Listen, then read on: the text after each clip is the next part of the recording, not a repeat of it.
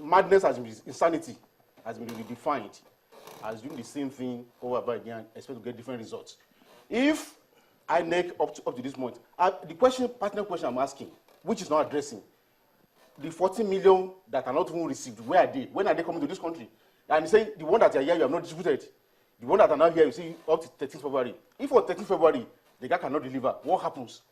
I'm sure there's something that Yinka knows that some of us don't know, because I do not know why he's going in this direction. No, he talks about the possibility of people wanting to regale. Perhaps there's something he knows that we don't know. Okay. But we're only talking on the basis of what we know, on the basis of even the facts. All right, gentlemen, I'm afraid I have to come in here. Yeah.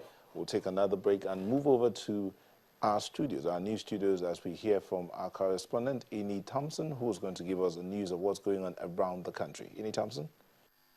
Thank you so much, Nelta. Well, while the argument of postponing the elections or not is going on, politicians are showing that they intend to reach the innermost part of the state. So now campaigns are done in local government areas. Imo State has a lot to offer. That's why the All Progressive Grand Alliance, ABGA, and the All Progressives Congress are doing their best to win the hearts of the residents.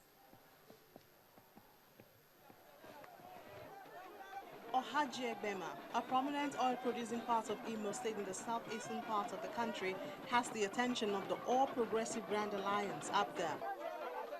Although the governorship candidate, Captain Emmanuel Iheanacho, leads the campaign, other candidates on the party platform are also presented to the people.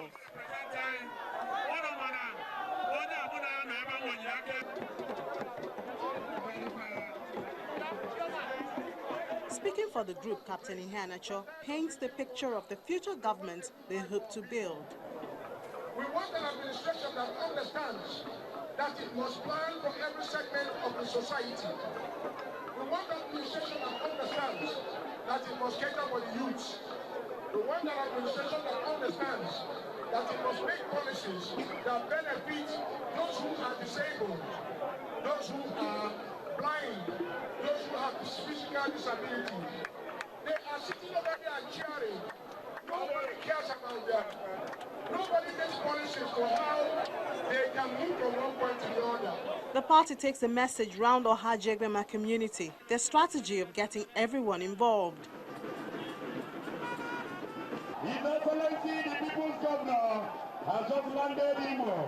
Even more activities in Imo State. The All Progressives Congress, led by the governor, Rocha Sokorocha, has taken the party to Isiala Mbano local government area.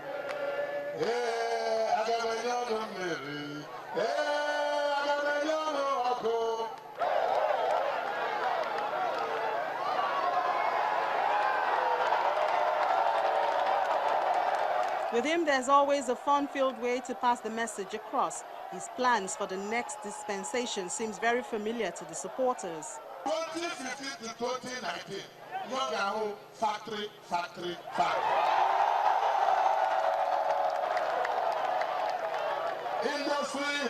Industry. Job. Employment. My paper. Other flag bearers are also presented, and some members who have decamped from opposition parties given a warm welcome. The campaigns are still going on, but it's everybody's business to make this election free, fair, and non-violent. Back to you, Nelta. Thank you very much, Ine. We do have a lot of comments that have come in here. Umar Sani says those calling for the postponement of the elections are not sincere to themselves, Nigeria and Nigerians.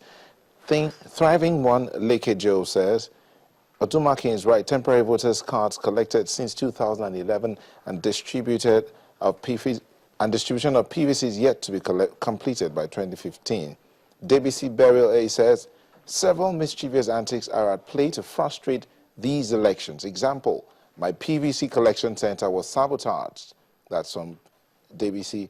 And Walter Olowoye says, to move Nigeria forward, I have collected my PVC. Quite a number of tweets that have come in here. Gentlemen, what happens when a PVC collection center is sabotaged? Let's get back to my guest here. A quick one. What happens? Well, those are the issues where when you say that you distribute the last until the eve of election. Look, when you look at the Electoral Act, voter selection is supposed to be a continuous exercise. And by the law, by 60 days of every new year, INEC should give the latest voter register to every political party. That has not been done in the last 4 years. Okay. So, my question is that for INEC and those who are saying that February 14 is so sacrosanct, even if half of Nigerians don't get their PVC cards, what is sacrosanct about we want to have election on February 14? That's the outcome will become contentious, Achike. And then you have 90 days after. Real quick, Achike. Yeah. Well, you are talking about people sabotaging registration centers and so on. I mean, you have an agency of government that is supposed to be responsible for that kind of a thing, and so you want to expect that they're going to do their job. It's as simple as that. If there's any breakdown of law and order anywhere, you expect that the police will do what it is that they have to do, and so on. And it is not, bound by time. I mean, crime can happen anytime. It's not that because you're going to postpone, you're going to give out voters, PVC, till maybe February 13 that, will lead to a breakdown of law and order, maybe at a particular center. It doesn't follow now. All right. Well, let's join our correspondent, Larry Lasisi, who has an update of what's going on in Abuja and his territory. Larry. Well, the latest right now is that the PDP Presidential Campaign Organization has been reacting to the press briefing that took place that was hosted by the APC on this whole certificate issue. And the PDP says that as far as they're concerned, what they have here is a clear case of lying on oath. They say, as far as they're concerned, that the presidential candidate of the APC has lied. He should apologize to Nigerians. He should throw in the towel and head to the nearest police station. Let's listen to the director of media for the PDP Presidential Campaign Organization, some of the things he said during the press briefing. The implication of the action of this so-called Mr. Clean is nothing but perjury. And we all know that it is a grave criminal offense under our laws and constitution to lie under oath or to tell a lie in an affidavit. We urge Buhari and his party to do the right thing and tender an unreserved apology to the Nigerian people, throw in the towel, and report to the nearest police station for interrogation and prosecution. Anything less than that would be an insult to the collective intelligence and integrity of the Nigerian people. And we must remember that the international community are watching us. Anything less than that, I repeat, would be an insult to the collective intelligence and integrity of the Nigerian people.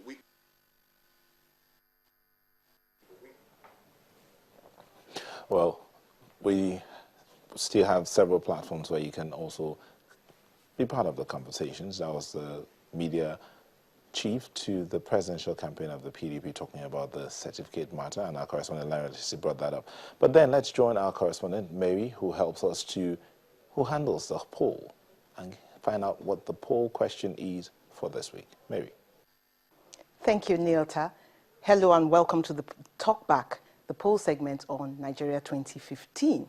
And yes, it's all about that certificate. We have a brand new question to poll you on this week, and we are asking you, should Buhari's certificate be an issue? Our options are yes, no, and indifferent. To vote, just go to channelstv.com, check one option, and click vote. Now, there are many ways that your voice can be heard on Channels TV before the elections. One of them is right here on the Channels TV poll. So get voting. Thank you, Mary, and indeed, get voting. You can also handle it through the Twitter handle. You can tweet at us or send us a mail, Nigeria2015@channelstv.com. We have quite a number of tweets that have come in here. Hopefully, we'll be able to get some of the mails. I want to thank my guests who have been a part of the show, and thank you all who sent in your tweets and comment. Thank you so much. I just want to see if we could take this one tweet from Bankole Ezekiel, who says, I was asked to come back to check later this month. I hope it's ready before then. That's Bankole Ezekiel. Thank you so much for letting us be a part of your evening. Till we bring you another edition of the show, same time tomorrow. Have a good night.